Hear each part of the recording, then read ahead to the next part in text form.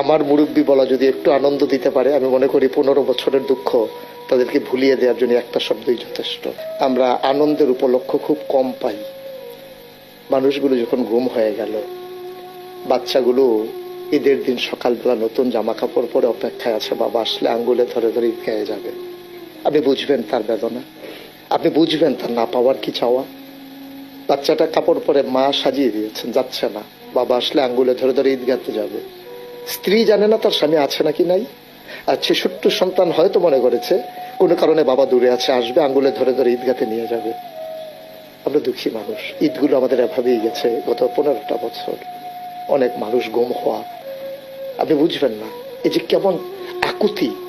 সেই কষ্টের মাঝে দ্বিতীয় স্বাধীনতা, আমার মুরব্বী বলা যদি একটু আনন্দ দিতে পারে, আমি মনে করি 15 বছরের দুঃখ তাদেরকে ভুলিয়ে দেওয়ার জন্য একটা শব্দই যথেষ্ট।